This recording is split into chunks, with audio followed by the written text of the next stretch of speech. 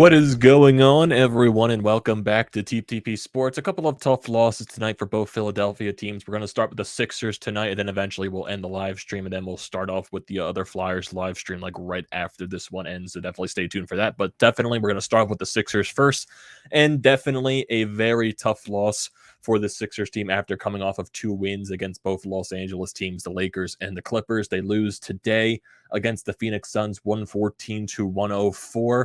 There are some things that stood out in this game, but I also describe it as, there were some things that I didn't like as well, but I would say it's more of a hard-fought battle, I would say. I think that's more of the case here. There were a lot of things that I liked. There were things that I didn't like. I'm not going to overreact about this game. If this game was more of a blowout like you saw against the Brooklyn Nets a couple of weeks ago, yeah, then I would have a problem. But the Sixers, they were in this the entire game. Yes, this game was definitely winnable, and they shot themselves in the foot many, many times throughout this game. But I think I am not going to go crazy over this loss because it was hard fought. You were in it till the very end, and you battled against probably the best team in the NBA in the Phoenix Suns. So I can't really complain much about that. Yes, you stabbed yourself in the foot a couple of times. You maybe took some bad looks, and maybe you went on some bad droughts that maybe you shouldn't have when you were so hot to start the game off. But in the end, Devin Booker does his thing. Chris Paul late in the game does his thing. And the Phoenix Suns prove why they're one of the best teams in the NBA. And the Sixers brought a hard-fought battle. And I guess I really can't complain much about there. Yes, there were things that I did not like throughout this game, but I'm not going to instantly overreact. I don't think I'm going to do that whatsoever. So before we get into all of this stuff, like I said, everyone, welcome back to TTP Sports. And if you are new to the channel, the most important thing you can do is hit that subscribe button. I will greatly appreciate that. If you're looking for all the latest Philadelphia sports news, recaps, and events, this is the place to be, depending on the outcome, great or miserable, depending on the outcome. And if you are a current viewer of the channel, I'm grateful for you being here that long and looking to continue that down the road. Also, if you're looking for tickets to upcoming sport events, concerts, whatever you can think of, use the code TTP Sports down below for $20 off your first purchase at SeatGeek. So you go see the Sixers down at the Wells Fargo Center. You got spring training baseball opening day coming up in a couple of weeks. Go see the Phillies. If you want to put yourself through a Flyers game, when the Eagles come back, definitely can't pass up a free $20 in your pocket. Use that for parking. Use that for stuff at concessions. Can't pass that up. Use the code TTP Sports for $20 off your first purchase at SeatGeek. So, Sixers lose 114-104 to the Phoenix Suns. And just looking at the stats throughout this game, Joel Embiid puts up 37 points, 15 rebounds, 3 assists, 3 steals, 2 blocks, 14 of 27 from the field, 1 of 5 from 3, 8 of 12 from the field. There was a situation in this game where he was on the bench with a little bit of an ankle injury. He eventually came back, so he was fine. So it kind of felt like, when he came off the floor later in that game with the ankle problem, he was, the Sixers, they were starting to go into that major drought. DeAndre Jordan was on the floor. Devin Booker was doing his thing. And maybe it kind of forced Joel Embiid to come back in a little early. But throughout this game, it felt like, it was very back and forth, especially to start off. Sixers are scoring left and right. Tobias Harris going off. Joel Embiid doing his thing. Devin Booker on the other side for Phoenix. My goodness, he was just going off completely tonight. And just looking at Devin Booker's stats through this game, finished with 35 points on the night. He was 13 of 22 from the field, 3 of 5 from 3, 6 of 8 from the floor. And also he was 2 rebounds, 2 assists. So he was just basically lighting it up shooting wise tonight, especially beyond the arc. And he was just like just a needle in the haystack of the Sixers right there. He was just basically very annoying the entire night, and he just would not, stop going off for this team in the Suns. But if you look at some of the other Sixers, Joel Embiid, 37 points, not enough. James Harden, a very sluggish night for him on the court. 14 points, finished a -16. He was 2 of 11 from the field, and 2 of those hits were threes. He was 8 of 8 from the free throw line, so he basically majority of his points became from the free throw line. 7 rebounds, 9 assists. And just after the game that he had against the Clippers a couple of nights ago, puts up a little sluggish performance, which is very kind of underwhelming when you especially are going up against the Phoenix Suns. And then, going throughout this game as well, there were just like a lot of instances, because if you look at the first half scoring for the Sixers, you get 39 points in the first, so both teams went off there. Then you get 25 points in the second quarter. So the scoring steadily goes down quarter by quarter for the Sixers. Then the Sixers in the second half, they get outscored 31-22 in the third quarter. Then they get outscored 23-18 in the fourth. They really struggled in the shooting wise in the fourth, especially in the second half as well. They really, really struggled to where you saw a lot of the highs from the Sixers in the first half, and you saw a lot of the lows for the Sixers in the second half, basically struggling scoring wise. And that's something that I've been taking away from this team a lot, because when this team is on, when this team is hitting everything, they can compete with the best of the best right now, because basically this team is built. They're not built defensively. They're not going to, cram you defensively. They're not going to make you struggle. They're going to beat you on offense. They're going to beat you when everyone's, clicking on all cylinders, when Joel Embiid's doing his thing, when James Harden's dishing the ball, when Tyrese Maxey is able to shoot, and when he's lights out, when Tobias Harris can chip into the offense, when some people off at the bench, George Niang can chip into it. When these guys click on all cylinders, they can compete with anyone. But sometimes you'll see those nights where James Harden, the past couple of weeks, he's struggled. He definitely has, especially shooting wise, to where you see maybe the best guys on the floor don't have their best nights, and maybe it's just guys off of the bench doing their thing, where Niang puts up some points, and then Maxey takes the load off everything, and he controls the game. So it feels like there are games where you see everyone is clicking, and then you have games where maybe a few people click, and some of the more bigger names don't, and they have their off nights. And then you'll see those nights too where just everything is off, where no one can do anything, and just getting basically dominated on the entire floor. That's what I mostly seen from the Sixers team throughout the course of the season. And yes, there's probably still a gelling space, with everything going on until the playoffs right now. Basically, you're going to make the playoffs. We all know this. At this point, it's just seeding where you're going to place in the Eastern Conference and who is your matchup going to be for the first round of the playoffs. And right now with Miami going on their huge struggle right now, the Sixers, I think, are right now very neck and neck for that first place spot in the Eastern Conference. So it's going to be an uphill battle basically throughout the entire thing. I'm not really going to complain about this type of loss against a very tough opponent and probably the best team in the NBA right now.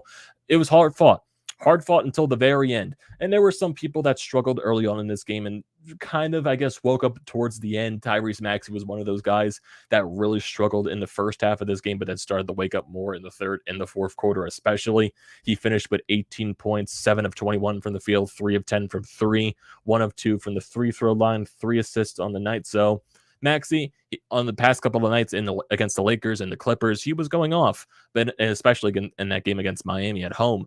But today really wasn't the best showcasing, especially starting off this game. He woke up late in the fourth quarter as well. So like I said, it just felt like, there was a mix and match of like everything the Sixers have done this year into this game, where you get this, the spurt where they're all hot and they're all hitting from all cylinders. And then you get the spurt where none of them can hit and they go on major droughts.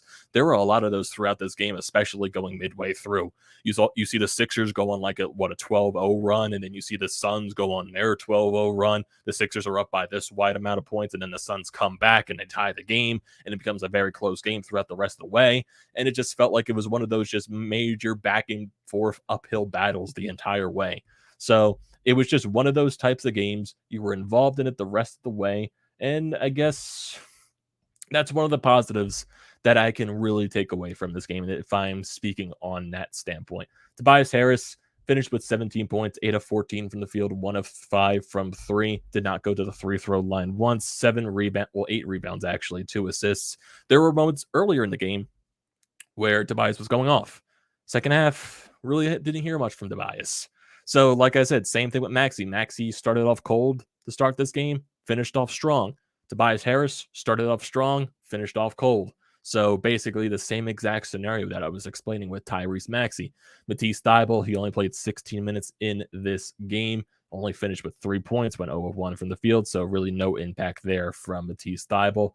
There were some moments from the bench. Danny Green had this hilarious play where he's on one corner chugging up a 3, and then he battles for the rebound. He earns that, and then he runs all the way around to get to the other corner, and then he tosses up the 3 and he hits it. So I found that a little bit of a funny aspect right there from Danny Green. He played 29 minutes with 6 points. 2 of those were threes. He finished 2 of 7 from the field in total. 8 rebounds, 1 assist, 1 steal for Danny.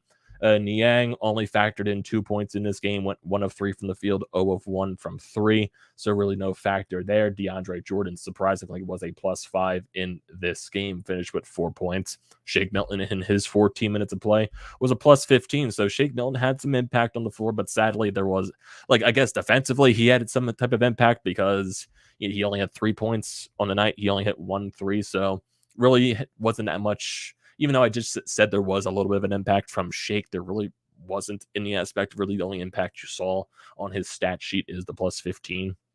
But if you just look at the rest of the way for the Suns, besides Devin Booker, you see Chris Paul. He gets his 19 points at a +25, 9 of 15 from the field, 1 of 3 from the 3-point line. Didn't go to the line once, which was surprising. He gets 4 rebounds, 14 assists. So basically, Chris Paul, especially late in his game, was just doing his thing.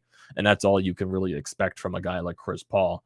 So overall, with this game for the Sixers, not going to really overreact. If you look at their team stats in total throughout this entire game, the Suns, they shot 51% from the field. The Sixers, they shot 41%. So 41% is respectable. But when you're going up against a team that's shooting 51% from the field, it's going to be a very tough game, especially a very tough game. They struggled from 3. The Sixers did 27% there. And the Suns, they shot 48% from 3. So yeah, it's going to be a really tough game when your other opponent is really just basically hitting every single shot possible. Sixers also struggled from the line. They shot 76% from the 3-throw line. And the Suns, they also struggled too a lot from the line, 64% for them. So, like I said, not going to completely overreact about this game. The Sixers, they have a definite, I would say, I wouldn't say it's tough schedule. They're basically their next tough opponent is going to be the Milwaukee Bucks coming up on this Tuesday. So that's going to be a very entertaining game from that standpoint. So there's going to be 2 more games left in March. You got this game against Milwaukee on Tuesday. Then you get Thursday in Detroit against the Pistons. And then you go into the April games against Charlotte, Cleveland, Indiana, Toronto, Indiana, Detroit. So basically after the Milwaukee game, your next toughest game is most likely going to be against Cleveland. Yeah, you're going to run into the Charlotte. You're going to run into the Indiana, Toronto, who gave you a tough run of it last time when you were healthy and they were down a lot of guys in their lineup. But still, not that many games left in the season. There's still some gelling space that I see with this team. Use this time to maybe, get some games rested for Joel Embiid and James Harden, because who knows with James Harden if his hamstring is still bothering him. There's time left. Find ways to get that chemistry more developed. Let's see what Tyrese Maxey can do. Maybe let's get some rest in here for Joel Embiid, because I can see through this schedule there is 1 more back-to-back, or actually 2 more back-to-backs as I can see. The games against Charlotte and Cleveland, they are a back-to-back, and the last games of the season against Indiana and Detroit on the 9th and the 10th, those are back-to-backs as well. One of those is a back-to-back at home and the road, and the other is a back-to-back. Both games are at home. So going to be a weird schedule going down to the end. You got a very tough game against Milwaukee coming up, but then basically after here, the schedule really gets, dies down a little bit. So backstretch here, just basically go through your games. You're going to get into the playoffs. Basically at this point, you already know where you're going to line up in the standings, and I guess that's all that matters from here. So if I actually look at the NBA standings right now, because I want to see where the Sixers are currently, because with everything that is going on right now. So looking at it right here now, the Sixers, after this loss, they fall to 4th place in the Eastern Conference. They are tied with the Milwaukee Bucks. They're both 46 and 28. So right now, they're both a half game behind the Heat and the Boston Celtics. Those 2 teams are tied for 1st place in the Eastern Conference. Both of those teams are 47 and 28. So yeah, this is going to be a very weird, stint going towards the end of the season. Very weird stint where you're going to place, who you're going to face in the first round. Are you going to avoid teams like Brooklyn, everything like that. So it's going to be a weird stretch. It definitely is, but I'm here for it every step of the way. So what are your thoughts on this game, everyone? What are your thoughts on the Sixer performance? Are you disappointed? Are you going to overreact about this? Or are you okay with this loss? So don't forget to leave those comments and opinions down in the comment section below. I'd like to hear those as always. Do not forget to drop a like on this video. Don't forget to check out the Painted Lines, which I'm a part of. Their links are down in the description below. Also, don't forget to check out the links to BrodesMedia, the Florida Pod merch website, and also Flyers, Nitty Gritty. All that good stuff is down in the description below. Do not forget to check those out. And like I said at the beginning of the video, the most important thing you can do is hit that sub button. I will greatly appreciate that. And also use the code TTPSports for $20 off your first purchase at SeatGeek. And I will